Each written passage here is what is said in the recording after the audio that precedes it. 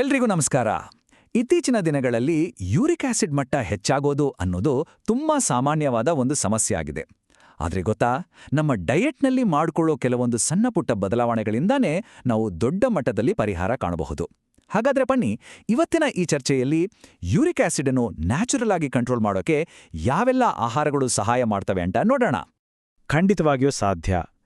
ನಮ್ಮ ದೇಹದಲ್ಲಿ ಪ್ಯೂರಿನ್ ಅನ್ನೋ ರಾಸಾಯನಿಕಗಳು ಒಡೆದಾಗ ಯೂರಿಕ್ ಆಸಿಡ್ ಉತ್ಪತ್ತಿಯಾಗತ್ತೆ. ಕೆಲವು ಆಹಾರಗಳು ಈ ಮಟ್ಟವನ್ನು ಕಡಿಮೆ ಮಾಡೋಕೆ ನಿಜಕ್ಕೂ ಸಹಾಯ ಮಾಡ್ತವೆ. ಹಾಗಾದ್ರೆ ಆ ಮುಖ್ಯವಾದ ಆಹಾರ ಪದಾರ್ಥಗಳು ಯಾವುವು? ಒಂದೊಂದಾಗಿ ನೋಡೋಣ ಬನ್ನಿ. ಯೂರಿಕ್ ಆಸಿಡ್ ಕಡಿಮೆ ಮಾಡೋಕೆ ಸಹಾಯ ಮಾಡೋ 5 ಪ್ರಮುಖ ಆಹಾರಗಳನ್ನ ಈಗ ಒಂದೊಂದಾಗಿ ನೋಡೋಣ. ನಮ್ಮ ಲಿಸ್ಟಲ್ಲಿರೋ ಮೊದಲನೇ ಆಹಾರದ ಜೊತೆ ಶುರು ಮಾಡೋಣ. ನಮ್ಮ ಲಿಸ್ಟ್ನಲ್ಲಿ ಮೊದಲನೆಯದು ಸೋರೆಕಾಯಿ. ಇದರ ಜ್ಯೂಸ್ ಇದೆಯಲ್ಲ, ಅದು ದೇಹದಲ್ಲಿರೋ ಆಸಿಡ್ ಅಂಶವನ್ನ ಕಡಿಮೆ ಮಾಡುತ್ತೆ. ಯಾಕಂದ್ರೆ ಇದರಲ್ಲಿ ಕ್ಷಾರೀಯ ಗುಣಗಳಿವೆ. ಇದು ಯೂರಿಕ್ ಆಸಿಡ್ ಅನ್ನು ಕರಗಿಸಿ ಹೊರಹಾಕಲು ಹೆಲ್ಪ್ ಮಾಡುತ್ತೆ ಅಂತ ಹೇಳಲಾಗತ್ತೆ. ಎರಡನೇದಾಗಿ ಸೌತೆಕಾಯಿ. ಇದರಲ್ಲಿ ಪ್ಯೂರಿನ್ ಅಂಶ ತುಂಬಾನೇ ಕಡಿಮೆ ಇರುತ್ತೆ.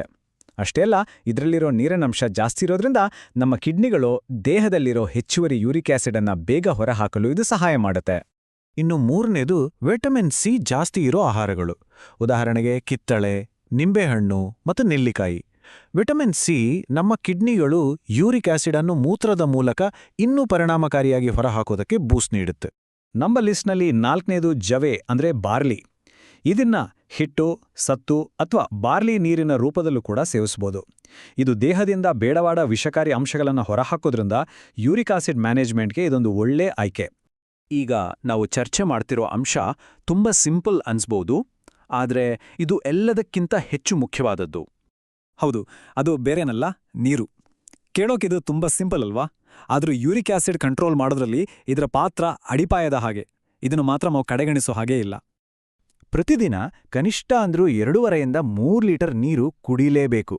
ಯಾಕಂದ್ರೆ ನೀರು ಯೂರಿಕ್ ಆಸಿಡ್ ಅನ್ನು ಡೈಲ್ಯೂಟ್ ಮಾಡುತ್ತೆ, ಅಂದ್ರೆ ತಿಳಿಯಾಗಿಸುತ್ತೆ.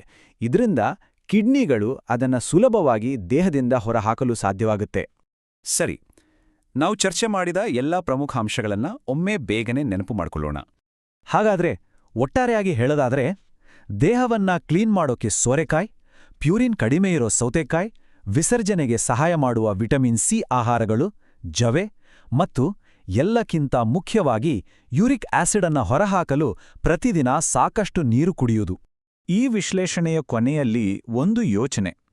ಈ ಎಲ್ಲಾ ಮಾಹಿತಿಯನ್ನ ಗಮನದಲ್ಲಿಟ್ಟುಕೊಂಡು ಇವತ್ತಿನಿಂದಲೇ ಆಹಾರ ಪದ್ಧತಿಯಲ್ಲಿ ಶುರು ಮಾಡಬಹುದಾದ ಆ ಒಂದು ಸಣ್ಣ ಬದಲಾವಣೆ ಯಾವುದು ಅಂತ ಯೋಚಿಸಿ.